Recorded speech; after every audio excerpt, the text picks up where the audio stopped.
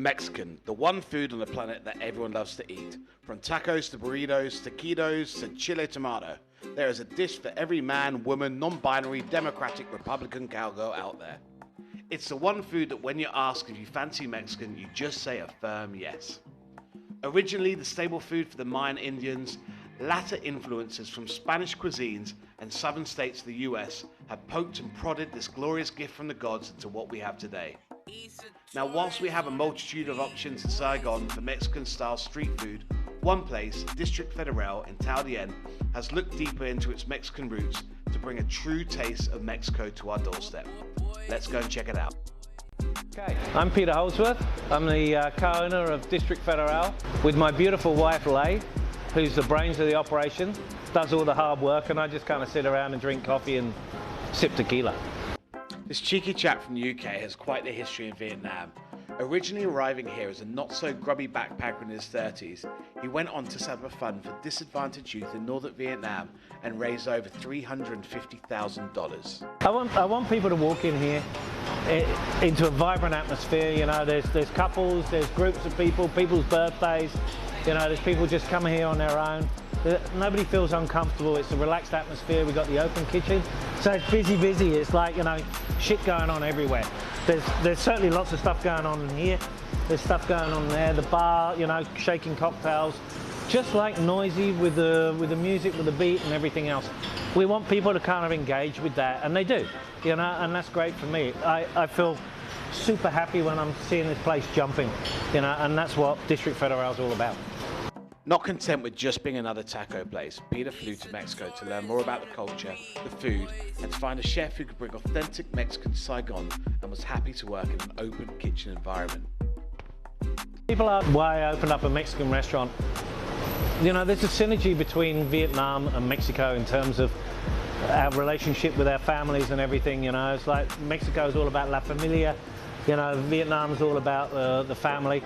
Getting together, having meals together, enjoying drinks, sharing food, and that's pretty much what we do here. People come in here, they feel comfortable because there's a big group of people, and especially for Vietnamese who haven't maybe tried Mexican style food, they don't feel awkward, they feel comfortable because it's just like down the table and it's like what they're used to. A lot of the ingredients are similar to what they have at home. You got, you know, cilantros, you got chilies, you got limes and so on. So it's not a million miles away, even though it's a million miles away, if you understand what I mean. Now, you're one of the few places with an open kitchen. What was the idea behind that? I think it's important for people to see what we do, but more importantly, it's kind of interesting. People can sit there, they sit there waiting for their friend, or just all of them just chatting, watching the mayhem going on in the kitchen. It's just interesting to see a kitchen operation, and you don't get to see it that frequently. What surprised me was the level of effort these guys go through to produce a food.